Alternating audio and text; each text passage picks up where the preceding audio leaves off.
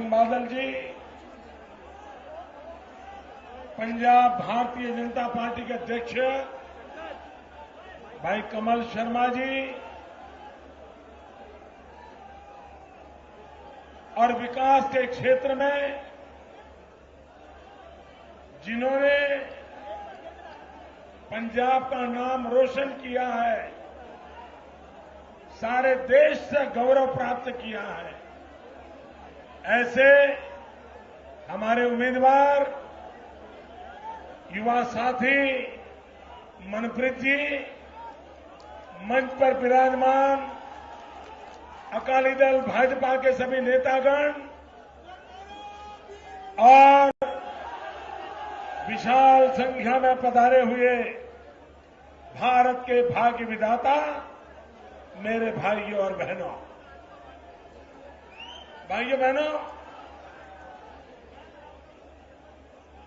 ये 2014 का चुनाव सिर्फ 5 साल के लिए दिल्ली में सरकार कैसी हो,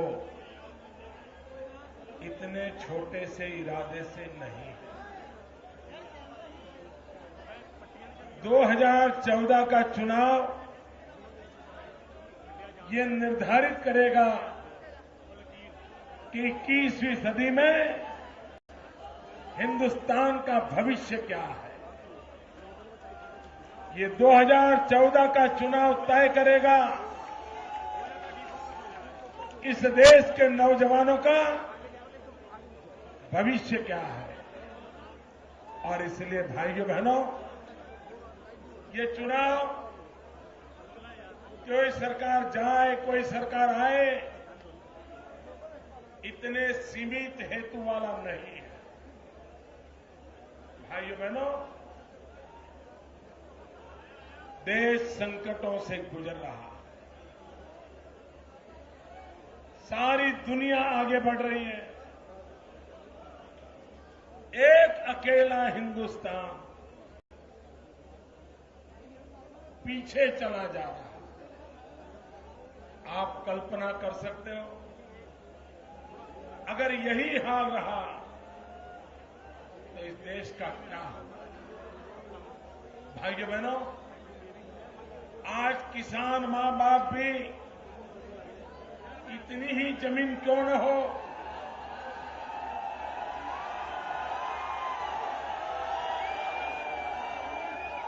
कितनी ही अच्छी खेती क्यों न हो, लेकिन वे भी चाहते हैं कि उनका एकाध बेटा खेती संभाले और बाकी बेटे शहर में जाए, धंधा रोजगार करें, कारखाना लगाए, नौकरी करें।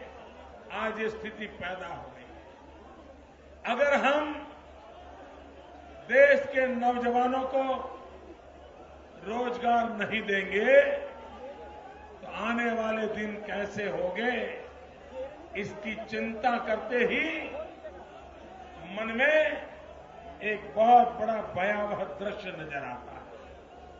भाइयों बहनों, कांग्रेस पार्टी ने अभी एक घोषणा पत्र निकाला। ये घोषणा पत्र नहीं है, ये धोखा पत्र है। और धोखा पत्र इसलिए है, 2009 में कांग्रेस पार्टी ने वादा किया था कि दिल्ली में उनकी सरकार बनेगी,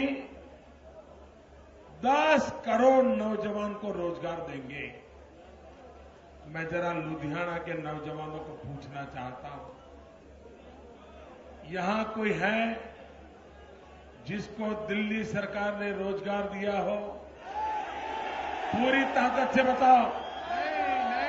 कोई है जिसको दिल्ली सरकार ने रोजगार दिया हो? कोई है जिसको आपके परिवार में रोजगार मिला हो? आपके अड़ोस पड़ोस में मिला हो? आपके गांव में मिला हो? आप मुझे बताइए, आपके साथ धोखा किया कि नहीं किया? आपसे वादा तोड़ा कि नहीं तोड़ा? जिन्होंने आपसे धोखा किया, जिन्होंने आपसे वादा तोड़ा, उनका नाता तोड़ोगे कि नहीं तोड़ोगे?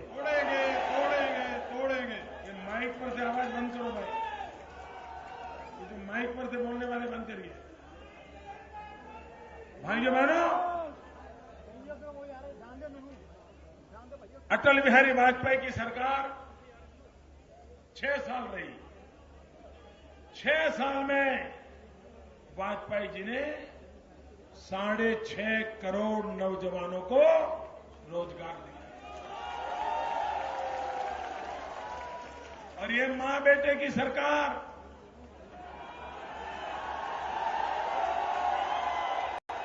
10 साल से देश को लूट रही है और 10 साल में सिर्फ 1.25 करोड़ नौजवानों को रोजगार मिला। भाइयों बहनों, इससे बड़ा कोई धोखा हो सकता है क्या?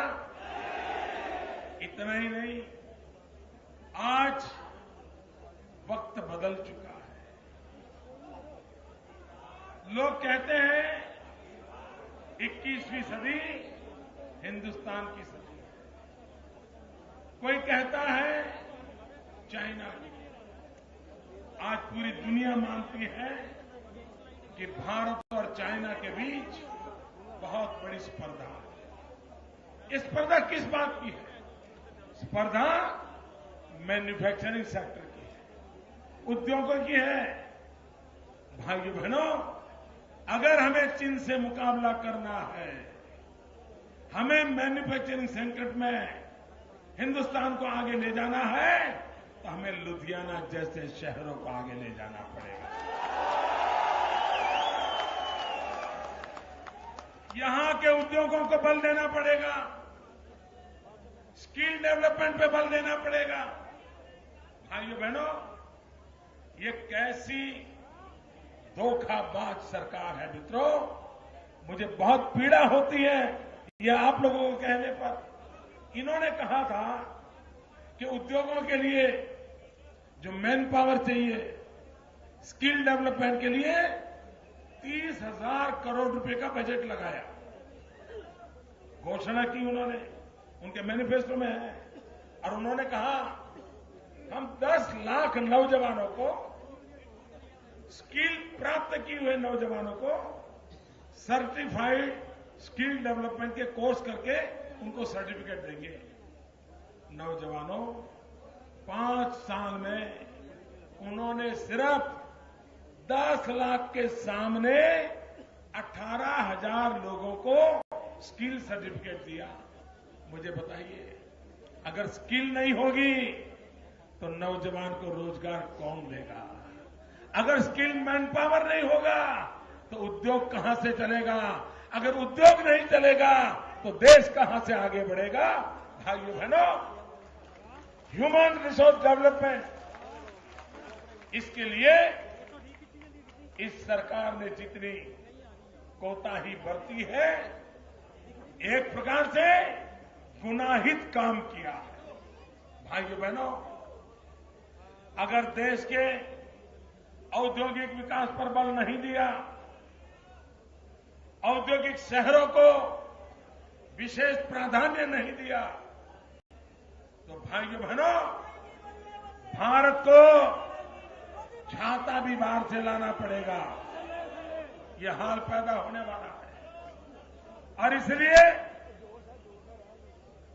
मैं 3 बातों पर बल देता हूं: स्किल, स्केल, स्पीड।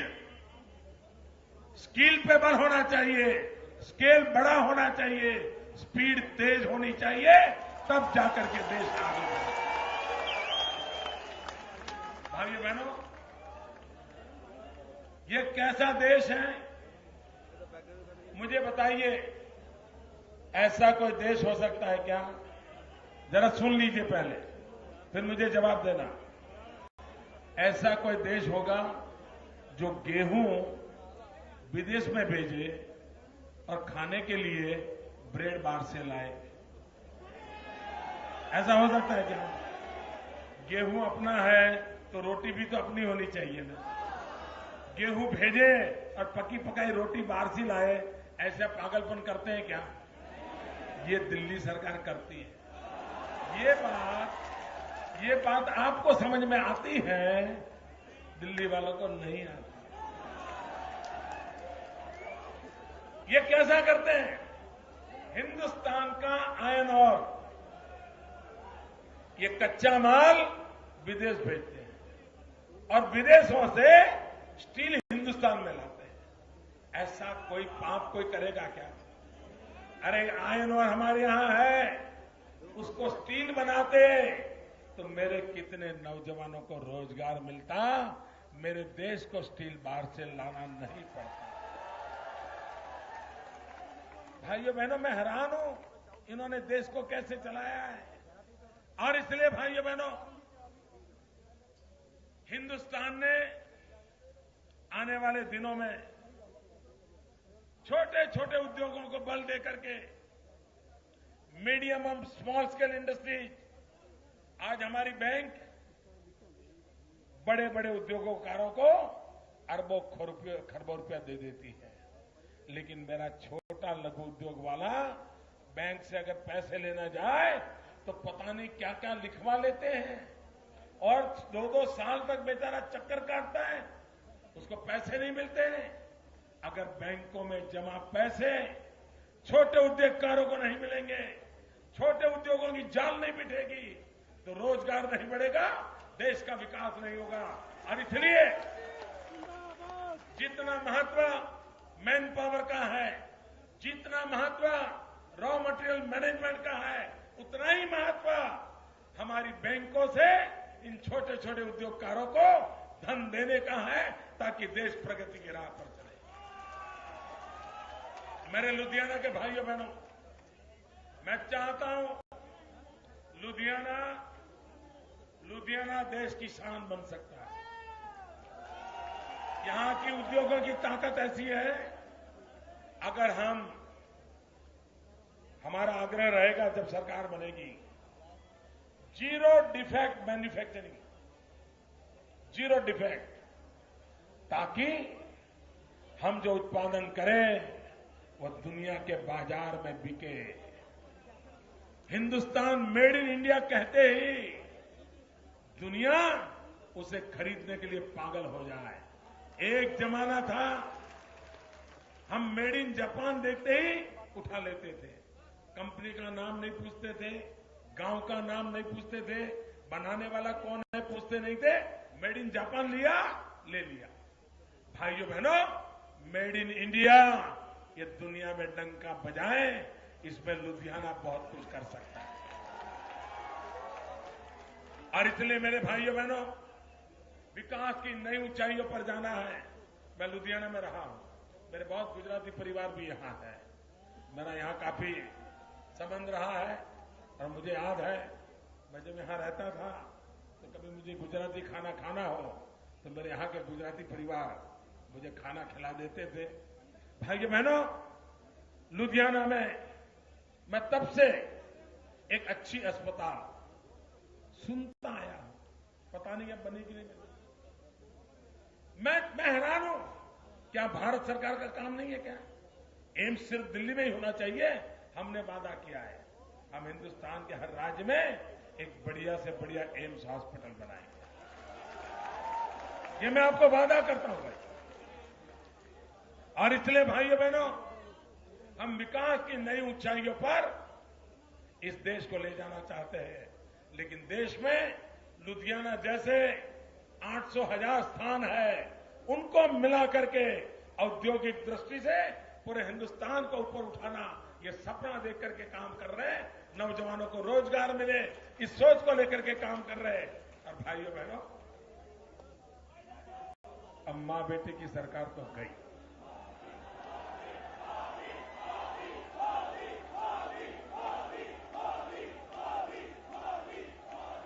मां बेटे की सरकार गई, बचने वाला नहीं है। निर्णय पंजाब को करना है, निर्णय पंजाब को करना है। आपका भाग्य किस में है? दिल्ली में सरकार आ रही है, पंजाब की मुझे सेवा करनी है भाई, मुझे पंजाब की सेवा करनी है। मैंने पंजाब का नमक खाया है, पंजाब ने मुझे बहुत प्यार दिया है, उस पंजाब को मैं कुछ लौटाना चाहता हूं, विकास करके लौटाना चाहता हूं। और इसलिए मैं आज पंजाब से कुछ मांगने आया हूं। दे दोगे? पूरा पंजाब देगा? भाइयों बहनों, कमल हो या तकड़ी, देश की तकदीर आपको बनानी है।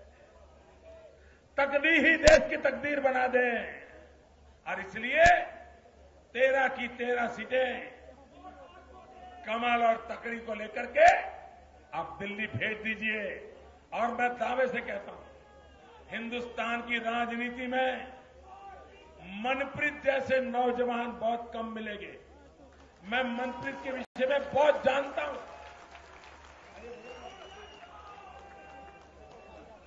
मैं मनप्रीत के विषय में बहुत जानता हूं।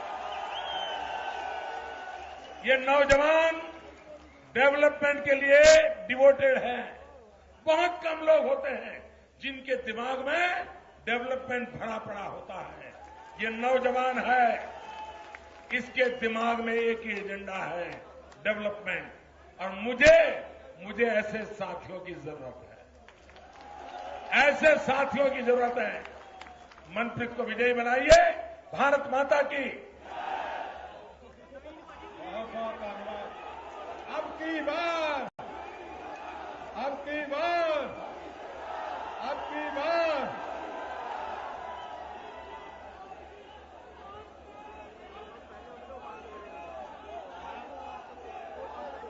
अब की बार, अब की बार, अब की बार श्रोमणी अकाली दल